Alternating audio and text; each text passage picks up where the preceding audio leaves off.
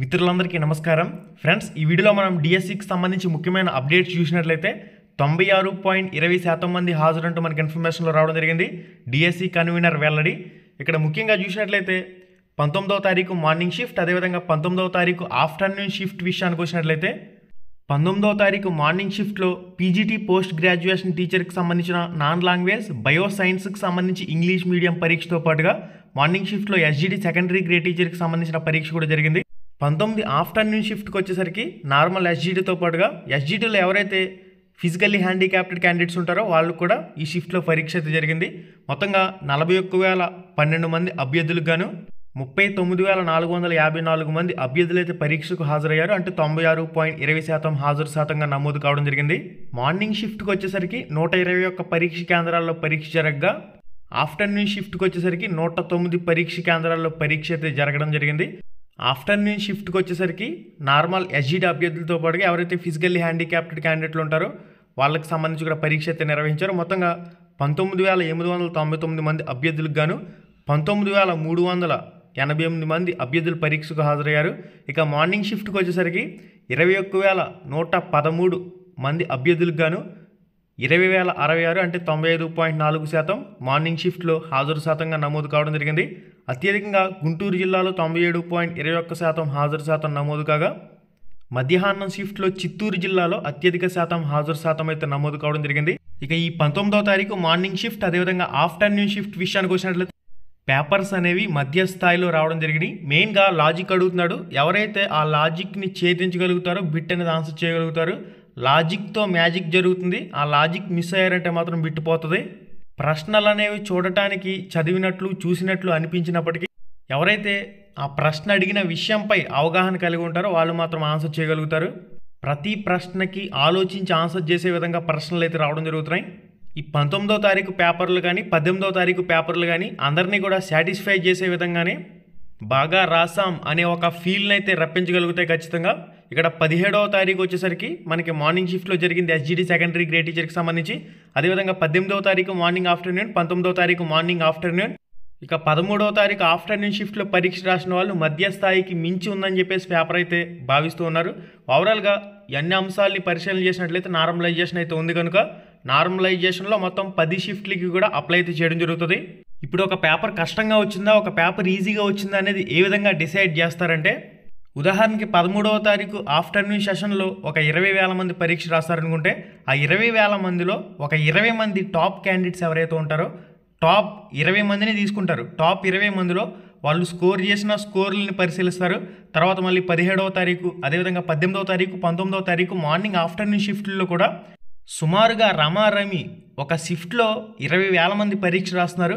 ఆ 20,000 మందిలో 0.1% top score అంటే ఒక 20 మంది టాప్ క్యాండిడేట్ల స్కోర్లు పరిశీలన చేసినప్పుడు ఏ షిఫ్ట్లో అయితే టాప్ స్కోర్లు తగ్గుతున్నాయో, ఏ షిఫ్ట్లో అయితే టాప్ స్కోర్లు పెరుగుతున్నాయో దాని ప్రకారం కూడా ఏ షిఫ్ట్ అనేది కష్టంగా ఉంది, ఏ షిఫ్ట్ అనేది కాస్త పర్లేదు, ఏ షిఫ్ట్ అనేది ఈజీగా వచ్చింది, ఏ షిఫ్ట్కి మధ్య మార్కుల డిఫరెన్స్ అనేది ఎలా ఉంది, మళ్ళీ మధ్య స్థాయిలో కూడా చూస్తారు. మధ్య స్థాయి చూసిన తర్వాత లీస్ట్ కూడా చూస్తారు. ఇవన్నీ కూడా నార్మలైజేషన్ 10 షిఫ్ట్లకి కూడా అప్లై అవుతుంది. ఎస్జిటి సెకండరీ గ్రేడ్ టీచర్కి సంబంధించి సేమ్ ఇదే విధానం స్కూల్ అసిస్టెంట్ కూడా ఉంటుంది. దీనివల్ల మార్కులు అనేవి కలవడం కూడా జరుగుతాయి. ఎవరికైతే పేపర్ బాగా కష్టంగా వచ్చిందో ఖచ్చితంగా 5 నుంచి 10 మార్కుల వరకు కూడా యాడ్ అయ్యే ఛాన్సెస్ అయితే ఉన్నాయి. ఎస్జిటి సెకండరీ గ్రేడ్ టీచర్స్ విషయంలో తగ్గడం అంటూ వస్తే చాలా తక్కువ మార్కులే తగ్గుతాయి. అభ్యర్థులందరూ కూడా గమనించాలి. ఇక్కడ కలవడం అంటూ వస్తే గట్టిగా కలుస్తాయి, కానీ తగ్గడం అంటూ వస్తే తక్కువ మార్కులు తగ్గుతాయి. అదే ఈ నార్మలైజేషన్ ఫార్ములా యొక్క ఆంతర్యం. ఏదేమైనా ఫైనల్గా 10 షిఫ్ట్లకి కూడా నార్మలైజేషన్ అయితే అప్లై అవుతుంది. కాబట్టి ఏ షిఫ్ట్లో ఎక్కువ స్కోర్ చేసిన వాళ్ళు ఉన్నారో, ఏ షిఫ్ట్లో వచ్చిన పేపర్లో స్కోర్ అనేది చేయలేకపోయారో ఇవన్నీ కూడా మొత్తం 5 డైమెన్షన్లో కాలిక్యులేట్ అయితే చేసి ఈ నార్మలైజేషన్ అయితే ఫైనల్ అవుట్పుట్ని అయితే ఇవ్వడం జరుగుతుంది. అందువల్ల ఎవరు కూడా కంగారు పడవలసిన పని అయితే లేదు. పేపర్ కష్టంగా వచ్చిన వాళ్ళకి ప్లస్ పాయింట్ అవుతుంది. పేపర్ బాగా వచ్చిన వాళ్ళు ఎలాగో బాగానే రాయగలుగుతారు. కాబట్టి ఫైనల్గా నార్మలైజేషన్ అయితే ఈజీగా ఉన్న పేపర్లతో కష్టమైన పేపర్లను ఈక్వల్ చేయడం జరుగుతుంది. ఇక్కడ స్కూల్ అసిస్టెంట్ అభ్యర్థులకు ఒక ప్లస్ పాయింట్ ఏంటంటే టీజీటీ ట్రైనర్ గ్రాడ్యుయేషన్ టీచర్కి సంబంధించి 1,731 పోస్టులు ఉన్నాయి. పీజీటీ పోస్ట్ గ్రాడ్యుయేషన్ టీచర్కి సంబంధించి 286, ప్రిన్సిపల్ పోస్టులకు సంబంధించి 52, స్కూల్ అసిస్టెంట్ 7,487. ఇక్కడ ఏం జరుగుతుందంటే ఇక్కడ ఒక అభ్యర్థి ఒక పోస్ట్కి మాత్రమే సెలెక్ట్ అవుతాడు. ఇక్కడ టీజీటీ పీజీటీ రాసిన అభ్యర్థులు చాలామంది స్కూల్ అసిస్టెంట్ కూడా రాస్తారు. అందువల్ల ఒక అభ్యర్థి ఒక పోస్ట్కి మాత్రమే సెలెక్ట్ అవుతాడు. ఇక్కడ పోస్ట్ ప్రిఫరెన్స్ ప్రకారం ముందు టీజీటీ పెట్టుకున్నట్లయితే ఆ టీజీటీ కేటగిరీలో పోస్ట్ వచ్చిందంటే అక్కడ స్కూల్ అసిస్టెంట్లో అభ్యర్థి కాంపిటీషన్ ఉండడు.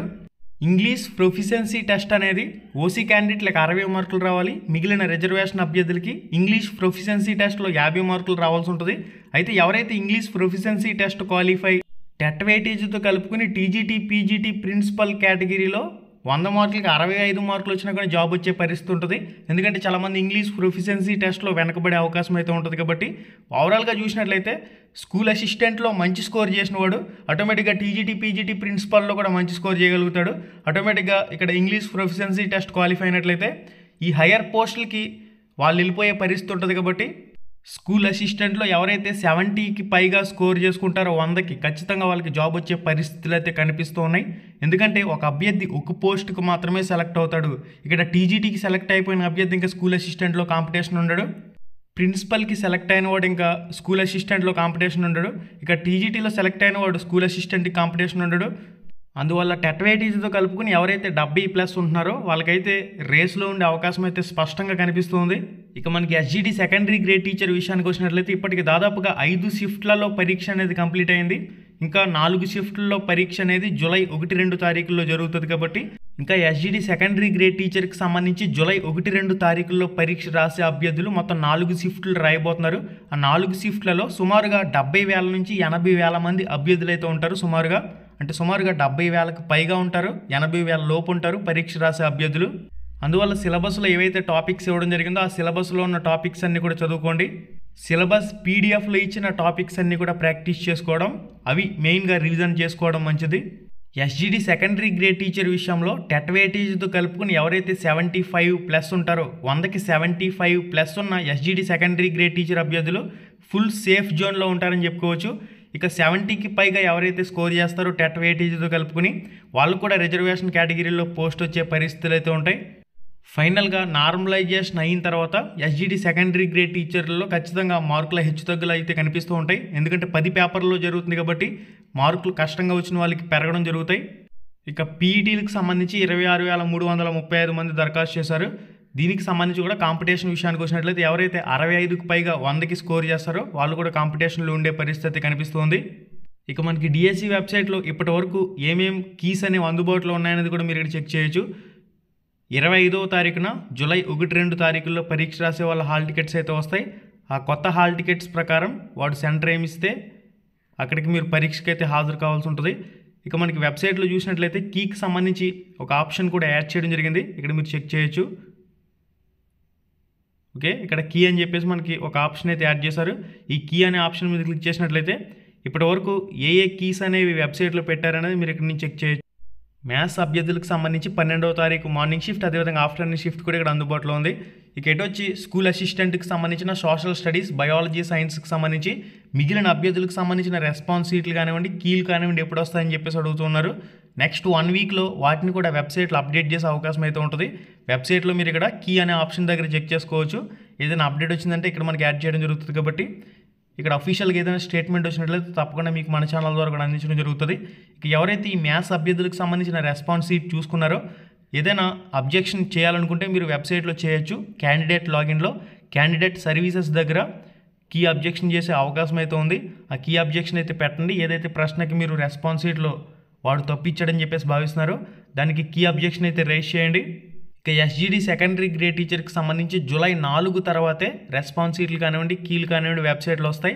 అప్పటి వరకు కూడా ఎస్జీడీ సెకండరీ గ్రేడ్ టీచర్కి సంబంధించిన ఎటువంటి కీలు అనేవి అందుబాటులోకి రావు.